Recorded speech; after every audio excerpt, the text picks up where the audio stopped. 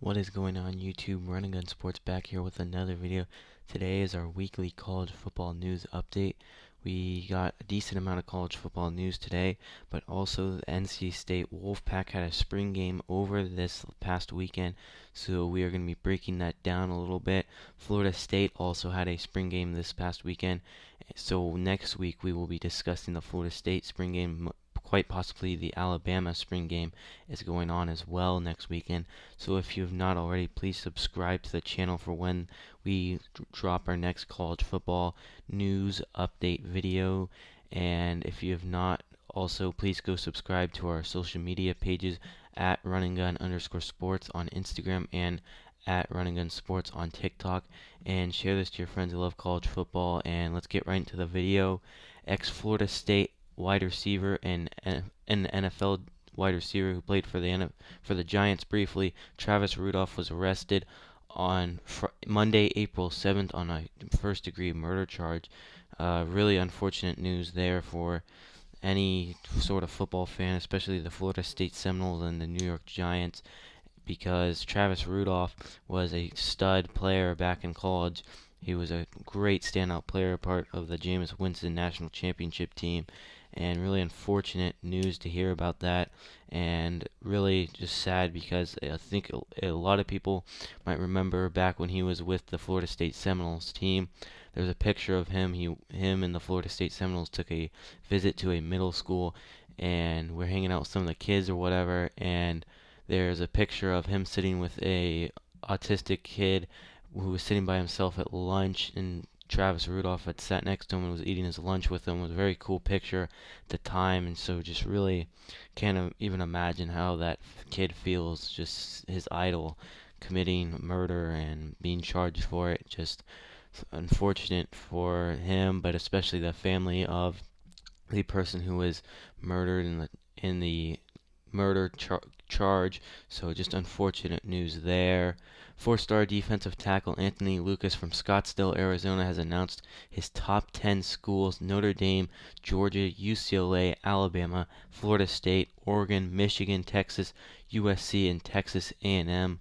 Four-star dual threat quarterback Gavin Wimsmack commits to Rutgers, the number 3 dual threat quarterback in the class of 2022, and for Rutgers, that's a huge commit.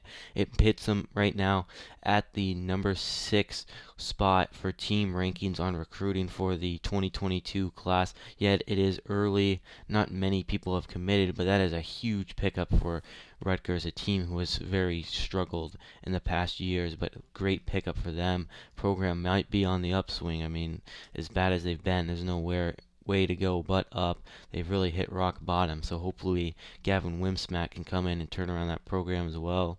Evan Stewart, former Texas commit and current number 1 wide receiver for the class of 2022 and number 8 overall player in the 2022 recruiting class ranked by ESPN, is announced his top 8 schools: Texas, USC, Florida, Texas A&M, Oregon, Alabama, Georgia, LSU. As I just mentioned, he was originally committed to Texas, decommitted, which is quite surprising because a lot of people were getting players committing from or decommitting from other schools to go to Texas, with Steve Sarkisian leaving Alabama to take the head coaching job there. A lot of people really respect Steve Sarkisian. He's a really good players coach, a very highly effective recruiter. So we'll see if Evan Stewart does come back to Texas, or whether he'll go to USC, Florida, Texas A&M, Oregon, Alabama, Georgia, or LSU. Five-star offensive tackle from IMG Academy in Bradenton, Florida, announces his top 5 schools: Alabama, Florida, Georgia, Oregon, and Ohio State. 1995 Heisman Trophy winner, 1995 Walter Camp, Doak Walker, Maxwell Award winner, 1995 Big Ten MVP and Offensive Player of the Year, unanimous All-American, Ohio State and Tennessee Titans great Eddie George has been hired as the Tennessee State head football coach. Tennessee State is a smaller school in the Ohio Valley Conference. Right now they are in the middle of their season. They're 2-5 right now, unfortunately on a 2-game losing streak. So not the greatest season, obviously. He's been hired. He'll start coaching next year. Obviously, right now they're in the middle of the season, but that's a good move. Eddie George, he's retired, and I'm sure money's not a problem for him considering how much money you make in the NFL. But great to be able to coach and do the thing that you love to do for even longer than he's gotten, even longer than he most people do. He gets to coach a Division I football program, which is pretty special for him and in his state of Tennessee, where he's had a huge legacy. Numbers retired with the Tennessee Titans, so just a good move by Tennessee State in my opinion. Hopefully he can turn around the program. We saw Deion Sanders take the job at Jackson State. They've been one of the greater teams in that conference that they're in, and I think that it's honestly a good move. A lot of players who aren't the greatest, they're highly talented football players, but just not good enough to be at the Power 5 level. And why would you not want to be coached by a former NFL and college football great? They've been through the system, so I think it's a good move for teams to be hiring former NFL and college football players. So good move in my opinion. Switching gears now, we're talking about the NC State Wolfpack spring game, which was just this past Saturday. As I mentioned, Florida State has a spring game. We'll be discussing that in our later video. Also, Bailey Hawkman left the team. He was supposed to be returning, did not return. So let's get right into it. Well, Dave Dovran has a really bright future for the NC State Wolfpack. He's the second winningest head coach for that team. Really, honestly, that's very impressive. NC State has been kind of just hanging around in the mediocrity level for the ACC. But this year, I think they've got a pretty good shot. Their offense looked really good. The final score of the game was 37-13. The offensive team won the game, which was their red team in the game. But he's the second winningest coach. He has a decent legacy at the school. His overall record is not very great, but he has the second most wins, and I think that he's got a lot of star players, especially at the running back position. But Bailey Hawkman leaving was indeed a big loss for him. Ben Finley, the backup quarterback to their projected starter Devin Leary, was injured on the first drive of the game. He did return back into the game. Backup quarterback was Aaron McLaughlin, and to say that Aaron McLaughlin looked inexperienced would be an understatement.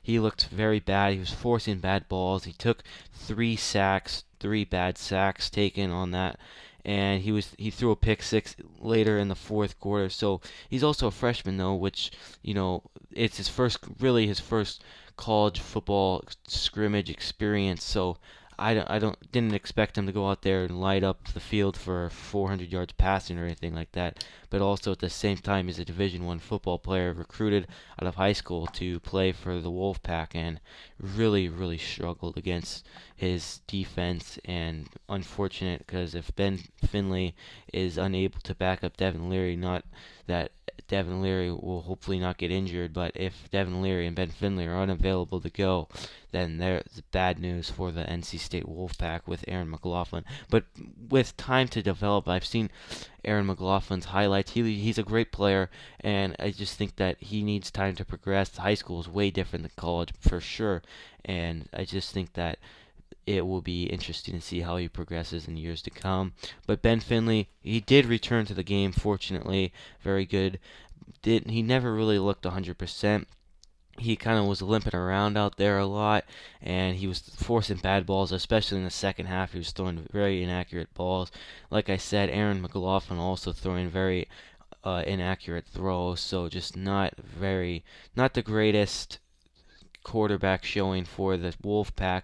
But Devin Leary looked very well. He had a strong arm. Sometimes he had a little bit of a too strong of an arm. He was overthrowing guys a tad bit. But he has really solid mobility. He can throw very well on the run. He's not a scrambler type of guy, but he can throw on the run very well. He doesn't need to be set in the pocket. He has very good accuracy on short throws, so I thought that was very impressive for that team. Devin Carter, receiver, very good player out there. He had a great showing of a bunch of catches in the game, so it'll be exciting to see what he does for the next year. Their defensive depth is very good. There's not a big drop off from their starters to their second string players, so that's very exciting for the Wolfpack. Their defense was obviously not their strong part of that team, but if a guy is to go down, I think that they will definitely have a good amount of depth back there, and really a great bit of depth is at the running back position, as I just mentioned earlier. Jordan Houston, Delbert Mims, and Demarcus Jones is a strong, steady stable of running backs for that Wolfpack to deal with, and it's going to cause some problems for some teams. Jordan Houston had some great reads. Unfortunately, he was carted off the field in the second quarter, late in the second quarter, and so that was really unfortunate. Delbert Mims did come in. He scored a touchdown, and so that's unfortunate. Jordan Houston, haven't not heard an update on his injury yet. We'll see what happens to him. But really, the offensive depth as far as receivers was not very good. You had three strong guys, and it was a big drop off from the receivers, and the O line was not very good at all. Ben Finley made some bad reads at quarterback in the second half. But Julian Gray is a receiver, as I mentioned. They have a few good receivers. He had some great had some great receptions, had some runs. They ran some jet sweeps with him, had some quick screen plays. He's a really versatile player that I think that if they can distribute the ball to him, it's really going to help their team's chances to convert for points on offense. But their receiving core was quite consistent. I just think that the talent is not there, but the consistency is definitely there. They have a lot of guys who can make some good catches, but they don't have many run after catch guys. That is going to wrap it up for today's video. If you guys have not already, please leave a like down below, subscribe, and share this to your friends, and thank you.